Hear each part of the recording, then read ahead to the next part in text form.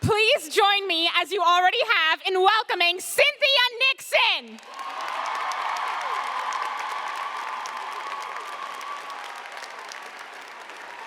Thank you, Julia. Hello and good afternoon.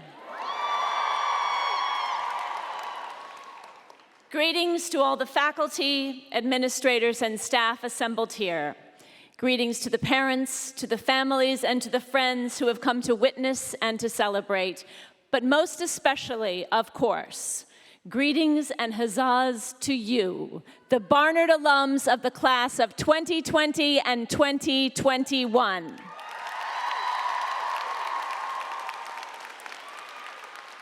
Welcome to this long overdue, richly deserved moment. And while the protracted distance between the end of your education here and this capstone event today may make today feel a bit anticlimactic, I hope it makes it feel something else as well. More, for lack of a better word, experienceable. Today's ceremony isn't jumbled up with the exhaustion of your freshly finished final exams, or the anticipated slog of moving out of the dorms, or the flurry of parties and goodbyes and excitement and trepidation about your post-college life starting. Your post-collegiate lives are well underway, and today is a homecoming of sorts. I'm hoping this separation, this pause, will give you fuller clarity to see and appreciate all that your Barnard experience was, and to truly feel the magnitude of what you have achieved and all the obstacles, COVID included, that you overcame to be here. I vaguely remember the day I graduated, but it is mostly something of a blur. It was 1988. 34 years ago, literally the last century. It was a Wednesday morning. I only remember that because I was appearing downtown at the Public Theater, i.e. the New York Shakespeare Festival, as Juliet in Romeo and Juliet, and we had a 2 o'clock matinee. My mother came to the graduation, and my stepfather and my godmother, and after the ceremony, my little posse and I went down into the subway, and my mom snapped a picture of me in my graduation robes and umbrella, it was raining, in the 116th Street station, heading off to my matinee. After the curtain came down on the matinee and before our evening show, Joseph Papp, the founder of the New York Shakespeare Festival, and the cast and crew had a little celebration for me. Joe Papp gave me their newly published collection of the complete plays of Shakespeare and a huge cake on which was written a line from Romeo and Juliet. Oh, what learning is. The hilarious Anne Mira, who would later play my mother-in-law on Sex and the City, was playing Juliet's nurse. And oh, what learning is was her line. So Joe Papp asked her to come up and read the cake. Our production was in previews and running too long, and because of that, we were suffering through a barrage of cuts to the text. And Anne Mira, always quick on her feet, said, I'm afraid. I'm afraid to go up there and read my line because I'm afraid that after I read it, somebody's gonna cut it. It's my main memory of the day. The only thing I remember about the actual ceremony itself, apart from the fact that, as I said, it was raining and the audience was a sea of umbrellas and raincoats, was that in the aftermath, I spotted my revered political science professor, Dennis Dalton, in the crowd.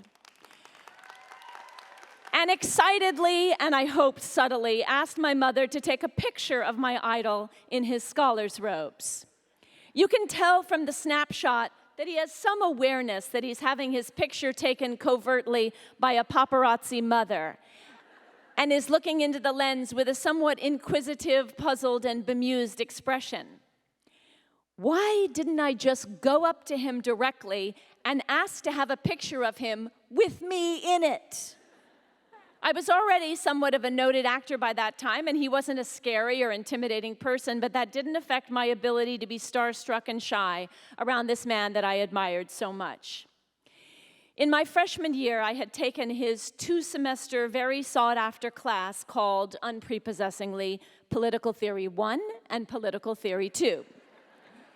We studied the great political philosophers from Plato to Machiavelli to Marx to Gandhi to Martin Luther King. It was a life-changing class, one of those courses you emerge from that forever changes the way you see the world. As we studied these great thinkers and doers, Professor Dalton kept emphasizing that the vast majority of them made their biggest impact between the ages of 18 and 30. He told us that while the wisdom and experience that comes with age has its merits, nothing can beat a fresh point of view coupled with youthful energy, optimism, and ambition. No one had ever said anything like this to me before, that if I wanted to make an impact, my best chance to do so would be in the next 10 years. It was an overwhelming notion, but an inspiring one. And that is the main thing that I want to talk to you about today. The world is waiting for you. It needs to hear what you think. It may not always want to hear what you think. It may not always make it cozy or comfortable for you to express yourself. In fact, often quite the opposite. But on the most basic level, the world needs it. We need it. We need you, now more than ever. Because, and I hate to be the one to break it to you, but things are bad. Our country and our entire planet are in trouble. And the only thing scarier than how bad things are right now is how rapidly the bad stuff seems to be growing and spreading and picking up speed. It's hard to even know where to begin. There's apocalyptic global warming. There's white supremacy in all its hideous incarnations. There's unbridled gun violence, which when coupled with white supremacy can result in the kind of devastating mass shooting we saw this past Saturday in Buffalo. There is a staggering and ever-widening economic inequality that is quickly destroying the fabric and the promise of our nation. And just for good measure, there is a Supreme Court that's been hijacked by a crazily conservative minority, poised to repeal Roe versus Wade and make sure abortions are no longer available in at least half the country. And the intention there is not just to make abortion difficult to access, but to encourage the wholesale policing, prosecution, and potential incarceration of women by any civilian who feels the urge. I know I'm preaching to the choir here, but abortion being safe, legal, and readily available is of paramount importance to everyone with a uterus being able to control not just their bodies, but their very lives. So I'd like to take a moment to touch on this latest horror.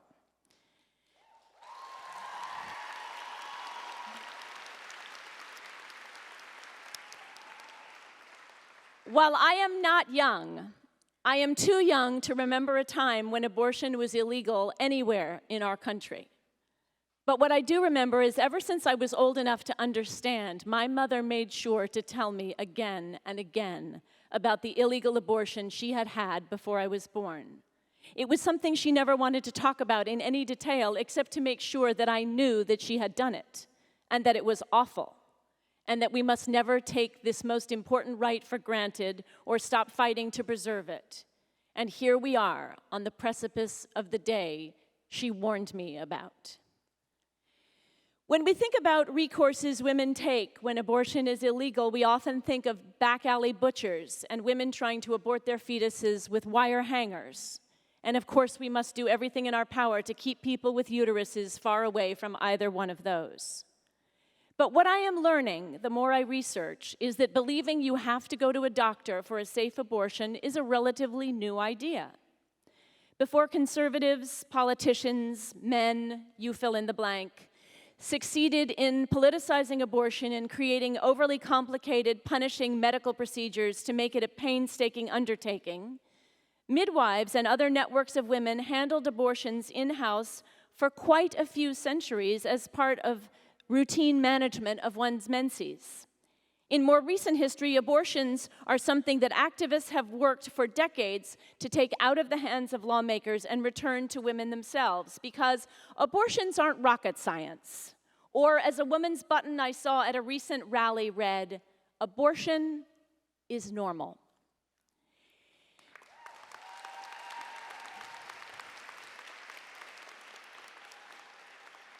In 1969, on the south side of Chicago, a group of women calling themselves the Jane Collective covertly organized to provide some 11,000 illegal but safe abortions over a 4-year period. They started by arranging safe houses and coordinating visits at them with doctors who would conduct safe illegal abortions, but often for an exorbitant price. It wasn't long before the Janes realized that not only could they learn to safely perform the procedure themselves, but once they did and they no longer had to pay the doctors, they could help many, many more women with the same amount of resources. Harriet Tubman never lost a passenger, and the Janes never lost a patient. Over time, many Chicago doctors and even Catholic priests would quietly refer patients to the Janes when their own hospitals refused to help. The Jane Collective, which this year will see both an HBO documentary and a fictional film about them released, closed up shop with the passage of Roe in 1973. But that doesn't mean there hasn't always been an abortion underground that waxes and wanes based on legal and political threats to abortion. Today, you may be surprised to hear there are underground activists who traverse abortion desert states in covert, sometimes bulletproof vans, providing safe abortions to women in states and rural areas where the nearest abortion providers may be hundreds of miles away. Because for many Americans, Roe already feels meaningless. A full 90% of counties in the US lack a clinic that offers abortions. And of course, there are today different kinds of abortion pills you can take in the privacy of your own home. Anti-abortion states have already started making it illegal to receive those in the mail, but there is at least one pro-choice group overseas that mails abortion pills to all 50 states and over whom US state governments have no jurisdiction.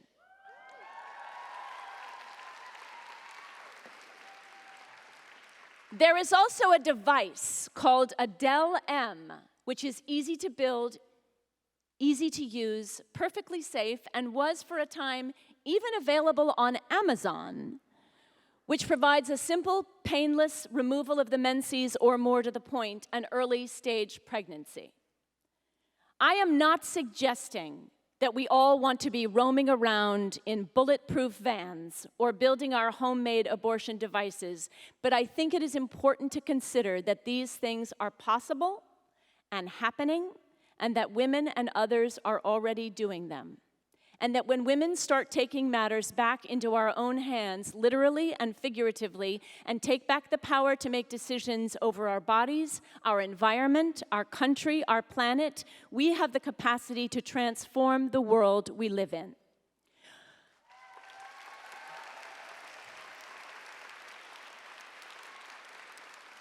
A former Jane named Judy told the Chicago Sun-Times about her decision to break the law to save lives. We had an obligation to disrespect a disrespectful law that disrespects women. And to that I say, amen. But I digress. When I applied to Barnard,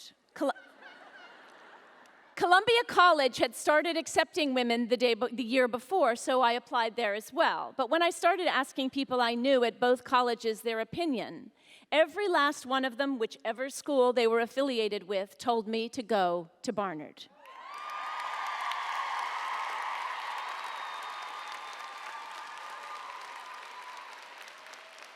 That Columbia was largely focused on its graduate students, and Barnard, having none, would focus on us. And particularly if I needed special accommodations made because I was acting full-time, Barnard would listen and help and support. And she did, and I think that was in no small part because she's a women's institution, and she had my back.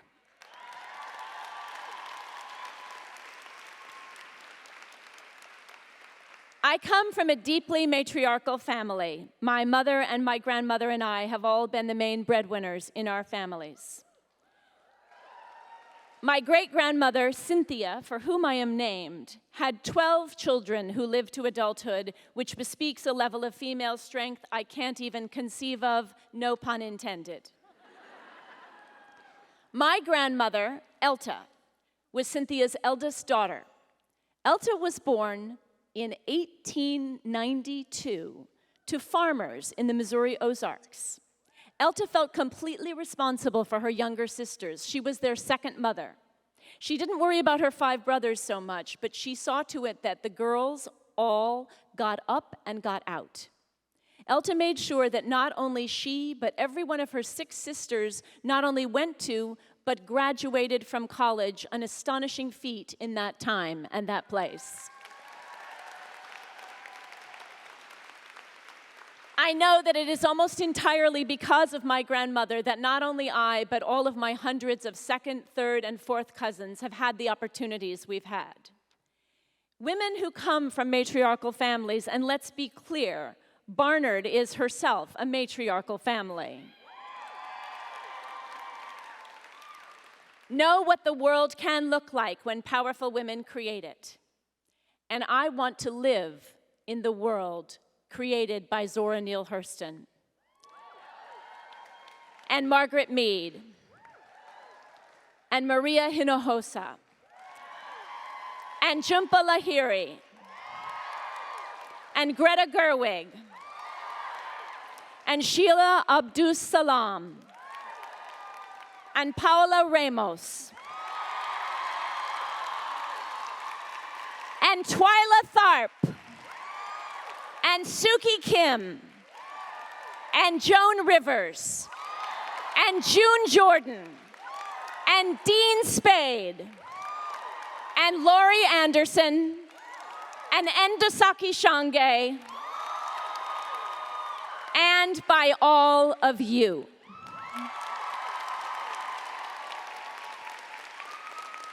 Being a Barnard graduate means that you are part of a sisterhood of all the people I've just named and so many, many more. A sisterhood that has your back. A long and powerful matriarchal line of women who get shit done. And that's what we need right now. We need sisterhood. We need solidarity. We need women standing up together and taking the wheel on abortion, on solving our climate crisis, on curing cancer, on you name it. We need you. I know it sometimes feels that what we are facing is insurmountable. We live in challenging times. Every week, if not every day, brings fresh, terrible news. But when things look their worst is the time when big changes can happen. It's when people are willing to take chances. We must remember that every major leap forward, whether it was the American Revolution, the abolition of slavery, the defeat of the Nazis, the discovery of the polio vaccine, the legalization of same-sex marriage, all seemed impossible until they were achieved, and then, and only then, did they not only seem possible, they seemed inevitable.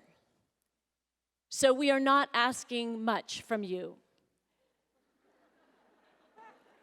We are only asking you to make the impossible inevitable.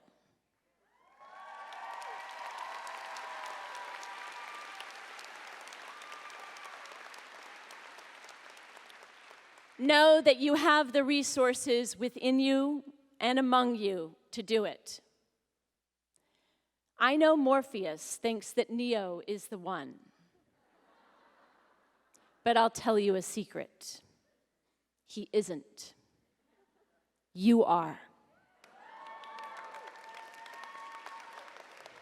I will leave you with one final thought. Despair begets more despair, and anger begets more anger. But optimism begets more optimism. Don't let go of it. You need it. We need it. We need you. Journey well.